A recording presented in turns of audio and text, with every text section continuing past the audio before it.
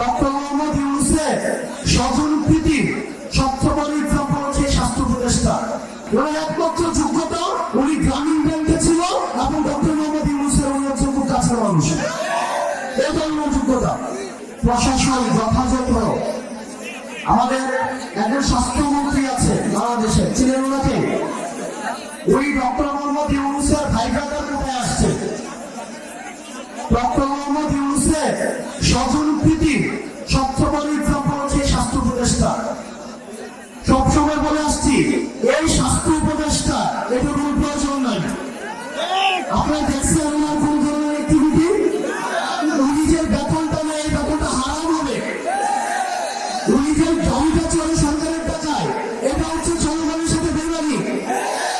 এই স্বাস্থ্য উপদেষ্টা এটা কোনো কাজের না। উনি কিচ্ছু বুঝে না।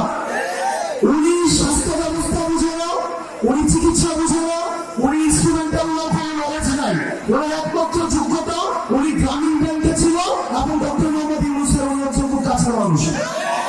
এই ধরনের যোগ্যতা। এই স্বাস্থ্য উপদেষ্টা নিয়ে আমরা কি করব?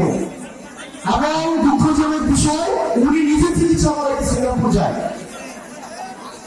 উনি চিকিৎসা করাইতে নিজে সিঙ্গাপুর যায়। এখন আমরা বললে তো হচ্ছে বিরাট বেজার হয়,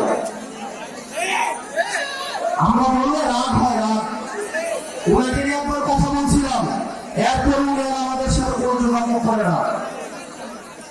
এই স্বাস্থ্য উপদেষ্টার অনীতি বিলম্বে এই জনগণের যে টাকা পয়সা উনি বেতন দিচ্ছে সেগুলো রাষ্ট্রীয় কোষাগারে জমা দিয়ে ওনার অনীতি বিলম্বে পদত্যাগ করা উচিত। প্রিয় চাঁদপুরবাসী, আমরা প্রচারের পরে রাষ্ট্রটাকে ধ্যানে সাজাইতে চাইছিলাম। এগুলো দুঃখজনক বিষয়। আমাদের স্বাস্থ্য ব্যবস্থা আগের মতো,